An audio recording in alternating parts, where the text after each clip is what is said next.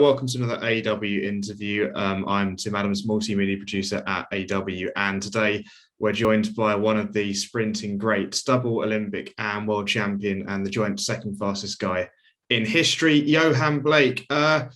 Yohan, what have you made of 2021, the season? Of course, you were in Tokyo. What have you made of the season personally for you and of just generally sprinting as a whole?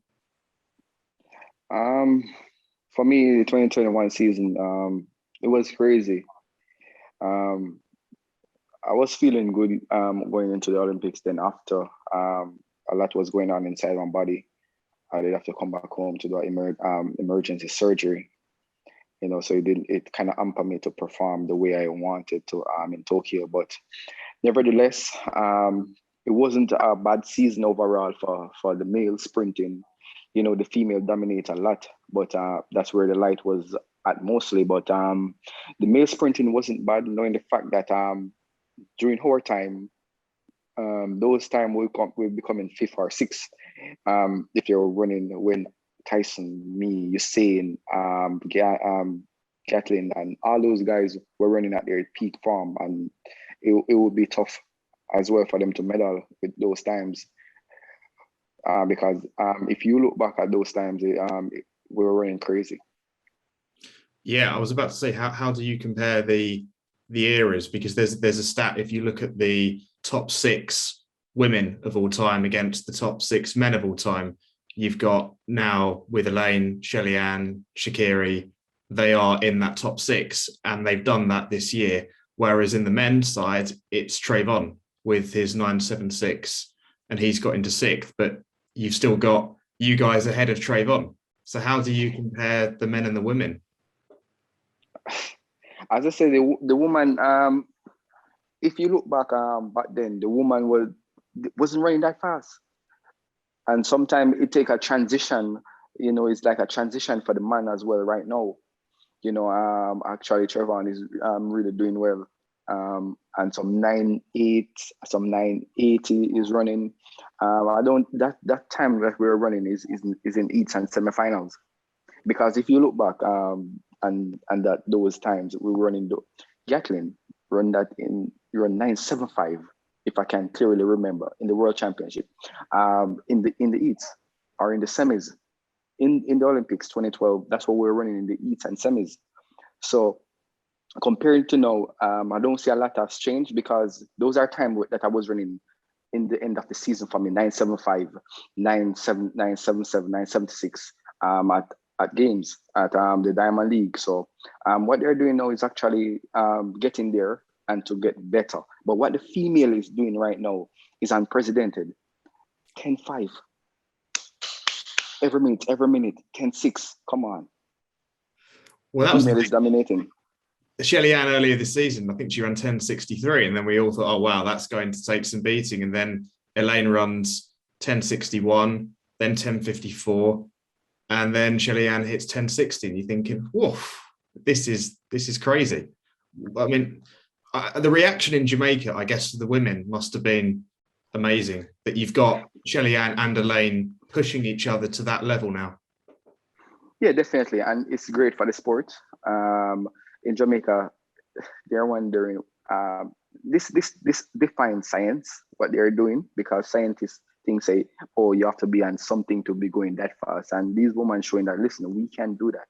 If you look at Shelly-Ann changed her running form, running more upright, so she's getting her stride longer, and with speed and covering distance with stride, you actually make it go faster. I'm really excited for the World Championship in Oregon, where they run the 10.5, where it's going to be crazy at the World Championship. I was about to say, obviously, with it being at Hayward Field next year, with the Monday track as well, that's pretty cool. But it's interesting, isn't it? Because you have 2 different styles as well with Shelly-Ann and Elaine. Elaine hits a higher top speed around 70, 80 meters. Shelly-Ann gets out the blocks really quickly, but they complement each other quite well.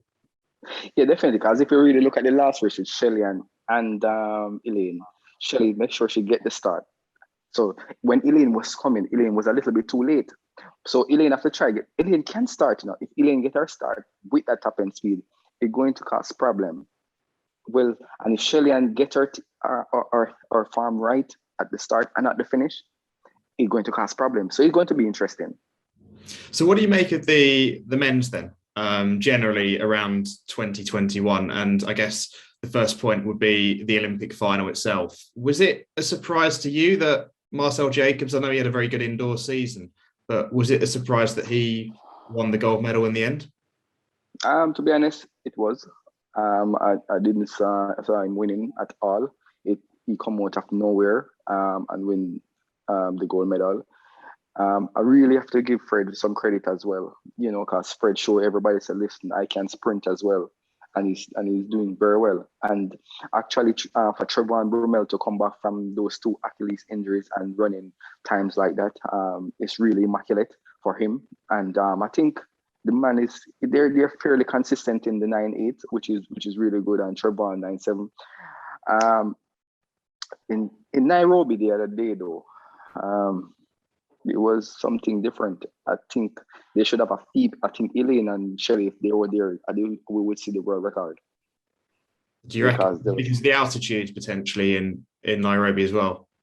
Yeah, because of the altitude in Nairobi. Because if you look at those before Bromell went to Nairobi, he was in the 9.9 and coming back into his own after the Tokyo, and for him to drop 9.76 was crazy. And then if we have those 10.5 female in Nairobi, I think all of Kenya would be in awe right now. It's interesting with and we'll see what happens in Nairobi next year, I guess. But it's interesting that with the men, like there is a lot of strength in depth. They may not have the 9.6s yet, but there is a lot of strength in depth around guys who can run 9.7s and 9.8s, and even Ferdinand Omanyala in Nairobi kind of proves that he can get towards that time as well. Do you think that the guys can get to those 9.6s? Of course, you got 9.69 yourself. I think it's possible. Anything is possible given a good day with a fast track and some nice breeze. You have to be really talented as well. You have to be really, really talented, because 9.6, I trained to run 9.6. It was crazy. I was training with the fastest man on the planet to going that fast. And there's a lot of depth. Chris Coleman is coming back, and I think he has the potential to do that with his start. And if he gets stronger and maintain that, he has the potential to do that. Trayvon Bromell has the potential to do that as well. Also, deGrasse, if he can get his start together. And I'm not putting anything past Fred Curley, Ronnie Baker, and those other guys as well. Where do you see the rivalries next year? Because of course it's a bit of a weird season where there are pretty major championships back to back. I know a lot of the guys, the Americans, they won't be at the Commonwealths, but some of the Jamaicans would, for example. And of course the World Championships in America. Where do you see the rivalries? Is it going to be Christian coming back against Trayvon, who's obviously got the quickest time this year, versus Fred, who's proved it at the Olympic stage? Where do you see those rivalries taking place? I see a big rivalry. I don't want to pick out anybody per se, because anybody can show up on the day. To be honest, you have to come 100, and some of the time the athlete don't come at their 100, and the next athlete pull off a surprise. Look at Trayvon. You never think that deGrasse would have beaten him at the Olympics, and our Fred Curley would be in the top 2 or top 3. So I think I don't like to call it. I love surprises, and I think it's going to be interesting because Coleman going to have a lot to prove, and I know he's coming with vengeance. What do you make of Fred, by the way? Because it's a pretty crazy achievement to do what he's done, not just in the 1 and the 2, but the 4 as well. And this is a guy who has run sub 10 in the 1, sub 20 in the 2, and sub 44 in the 4, which is just pretty surreal to hear that, I guess. Yeah, Fred is a good friend of mine, he's a really cool guy, and he's showing, listen, he have talent 1, 2, and 4. I don't surprise if he run even the 8. I'm just joking, but I'm really happy for him. I think he can go a lot faster. It's his first year really sprinting like that. And when you get, I don't want you to change his technique much, because sometimes you change the technique and you don't run as fast. I just want to continue doing what he's doing, get stronger, and he will get faster and even faster times. What about Andre deGrasse? Because, you know, like you and Andre, it was always that thing, really. It was, you know, you, Andre, you know, Justin, Usain, and Andre, you know, has now proved himself on the Olympic stage with that 200 meters. What was your reaction to him winning that gold medal? He always had it in him. He always just a late runner and coming on too late. You know, he seemed like almost that guy, but finally got his gold medal. Andre deGrasse is a really good sprinter. If deGrasse can get it a little bit more early, it would be hard to beat him, because he has one of the dangerous top end in the sport. And if you see him there in the relay, it's incredible to watch. It's interesting, isn't it? Because there are, you know, you're like youngsters coming through as well.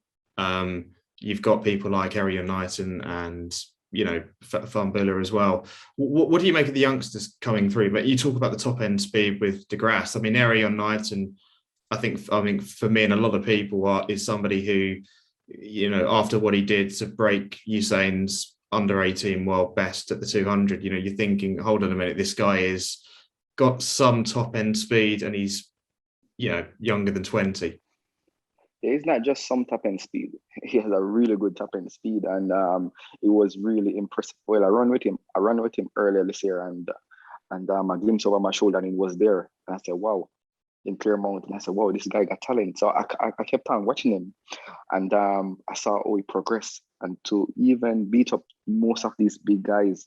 And he's young, and to make it at the Olympics at such a young age, I think it's going to be interesting next year. Even Fambule is a late runner. He come on very late, but very powerful as well. I was watching the NCs, and I see some really, really good runner coming forward. One thing though, I just want them to nurture these talent, and we don't want to just see them at one time. We want to see them continuously. You know? Is that from your own experience as well? You know, growing up and, you know, doing well but quite a young age, similarly to Usain actually, and that you had the spotlight on you quite early on. Yeah, you know, over the years I've run with a lot of US youngsters through World Junior and World Youth, but most of them I don't see at the forefront. It's very few like that I watch over the years, like Noah Lyles and other guys that come through the ranks really well and doing good, like deGrasse, and well, not from the US, but deGrasse and Trayvon. Unfortunately, he's injured, and Christopher Coleman that still doing well, and Ronnie Baker that's still doing well right now. And I wish other guys could carry that as well. You know, I just don't want them to fall by the wayside. It's interesting as well because, you know, like these guys aren't just, you know, doing what they're doing on the track, but on social media, they're kind of engaging with audiences. And, you know, I guess talking about the women's side as well, Sha'Carri Richardson and the rise that she's had being at the Met Gala recently, as well with Lewis Hamilton, for example. What do you make of kind of Sha'Carri, firstly? And secondly, like having a personality off the track. I know what you're doing with, you know, your Afraid Foundation and the well-being side of, you know, in Jamaica at the minute. How important is that for an athlete to have that presence off the track just for the health of the sport as well? I think what Sha'Carri brought to the sport is like a lot of person to watch the sport, because track and field was dying, and she just really bring it back to light. You know, I don't have no problem with her. You know, I love the camaraderie. I love the rivalry. I just love it. You know, I just love it, man. And you just make everybody want to watch and say, okay, in Jamaica, when the Diamond League is coming on, everybody's tuning in. You know, yeah, it's not just like oh, next Diamond League today, but I hype is to it. And one thing where Usain brought to the sport as well is a lot of camaraderie and lot of fun. So everybody want to watch him. I think I saw her Twitter profile pictures now. I think it was after Prefontaine where Shelly Ann and Elaine were walking off, and she was doing an interview, and Shelly Ann's face pops out behind Sha'Carri with the interview, and I think that Sha'Carri put that as her I think it turned into a meme, and I think Shaqiri put that as her Twitter profile picture, essentially just like acknowledging that, that there is that Jamaica US sprinting rivalry. Is that quite a big thing that you found in Jamaica recently as well? Yeah. Everybody loves it, and I'm really looking forward to next year with Dina Asha-Smith coming back to her best.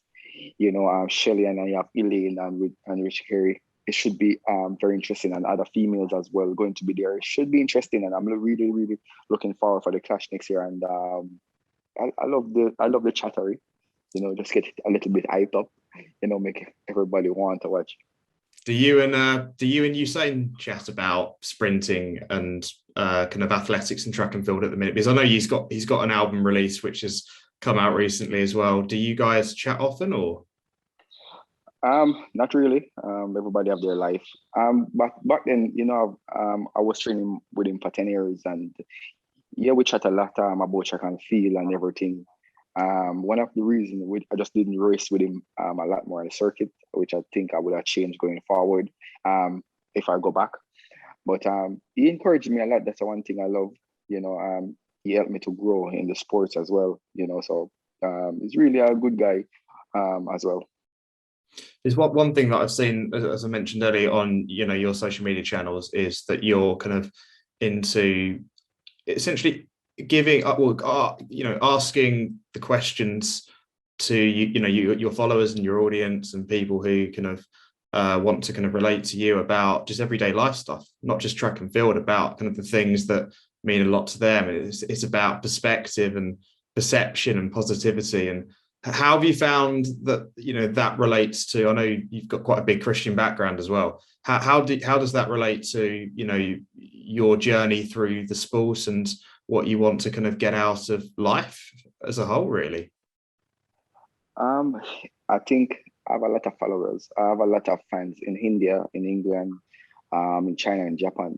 They always want to get better, and they always want me to they always want me to interact with them. So no, I'm doing that. I'm seeing where a lot of people is improving, and actually going to start an academy in India soon.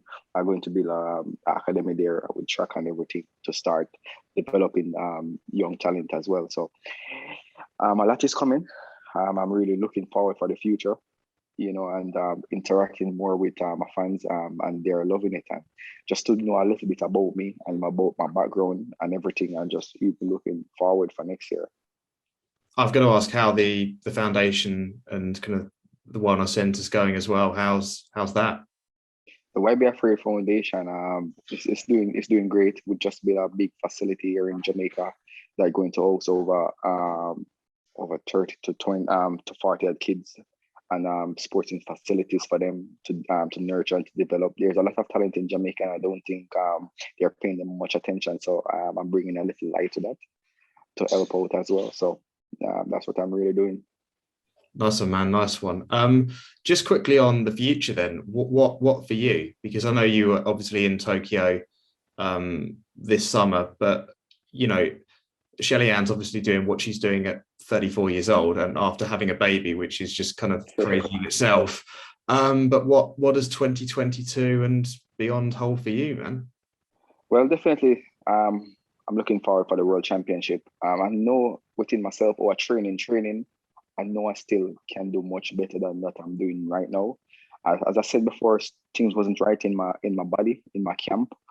So I'm changing things going forward. I just changing out, it's just cleaning up my closet going forward. I'm just looking forward for next year and just go there and just try surprise. I don't really want to say much about me. I don't mind talk about others and just their development, but I just want to create a surprise as well, And I guess you mentioned talking about others as well, is this almost, especially for the men, really the 100 and the 200 actually to an extent now, that there is a changing of the guard, that now we are past the Usain Bolt kind of gold medal of Beijing, London, Rio, that, you know, we are into those like Trayvon and Fred doing what they're doing now, and, you know, with people like Erion coming through, it's Paris could be quite a change in picture. Yeah, definitely. Definitely. Ever since Usain Bolt has retired, everybody's looking to just take a mantle, and it's just kind of changing. Like, it's not one person just winning everything. Look at Italy. Italy it was Italy time. And going forward, I remember when I was young coming through, it was my time to come and do what I'm supposed to do. And yeah, the young guys coming through, and anything is possible, and keep on changing. Not one person is winning everything. And I like that. Everybody taking their training serious and wanting to win. Look at the World Championship. It was Noah Lyons. No, it wasn't Noah Lyons. It's deGrasse winning the next championship. Who won the 100-meter? No, it was Coleman, and then no, is Italy. So it's keep on changing. Not one person keep on winning. Do you think for you as well, like, I guess kind of now into your 30s, that you are kind of thinking about what a legacy could look like for you in Jamaica for sprinting, with, what you've done? And I think I'm right in saying you used to work at a woodwork shop and a construction site when you were younger as well, like actually like relating your story to getting into athletics and your story as a youngster to youngsters in Jamaica and across the world now. Is that a big thing for you? Yeah, man, I want to leave my legacy, but to be honest, no, I don't want to. When I finish, I'm not going to stay in track and field. I'm going into the movies. I'm a really good actor. I'm doing classes and everything. I really want to act. But I have a big legacy here in Jamaica, and a lot of kids and schools really look up to me. And also starting my Yohan Blake Rehab and Wellness Center. I'm helping athletes to develop and nurturing other people. So it's a really big legacy here, not just only here, but around the world. Everywhere want me to come and speak, to come and guide their athlete. And it's just a time, and with the COVID and everything, it's just kind of tough. So you're not thinking about retiring anytime soon then? No, I never have retirement in the picture, because I'm training. I know I have a lot, because I didn't know that my body was going through so much.